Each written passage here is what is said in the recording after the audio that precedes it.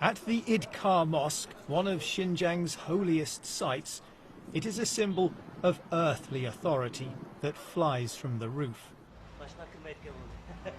But the access we're being given is designed to show that any concern about China's tightening control of religious faith is misplaced. With the government-approved imam denying, for example, that long beards are now banned in Xinjiang.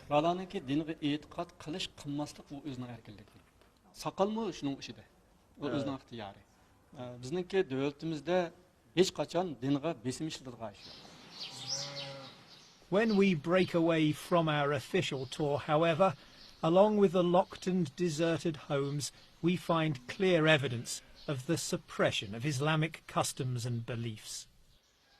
So here it is in black and white, a notice telling people living in this village that certain religious practices are banned.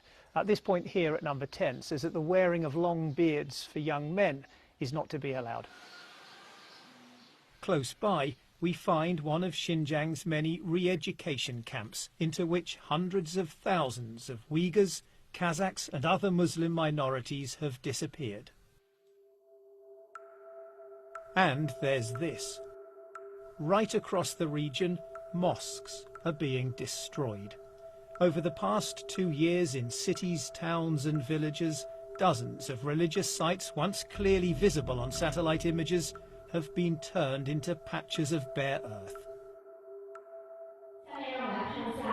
China's case is laid out in gruesome detail in this exhibition, designed to prove that its policies in Xinjiang are a rational response to years of separatist violence.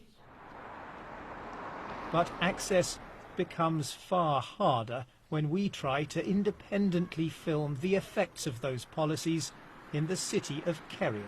为什么我们不会去清真寺吗？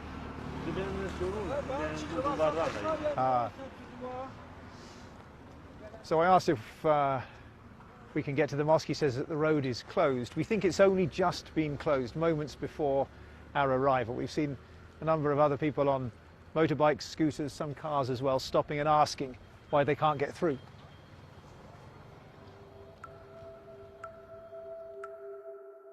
We're hoping to find out what's happened to this, the gatehouse of the city's Aitika Mosque.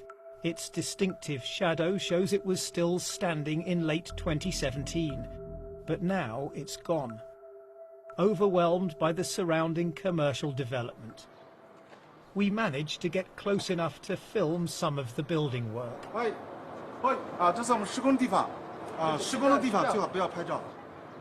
Marooned in the middle, the mosque's prayer hall with its domed towers is still intact. But there's construction machinery on the spot where the gatehouse once stood.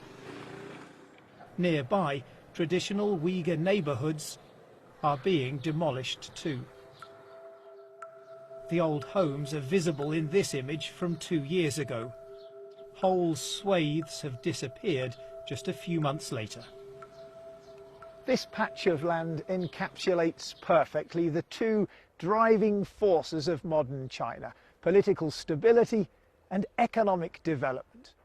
There's no doubting that these neighbourhoods were poor, but by demolishing them, by repressing the faith of those who lived in them, and by forcing hundreds of thousands of them into re-education, the concern is that a whole history and culture are being wiped out.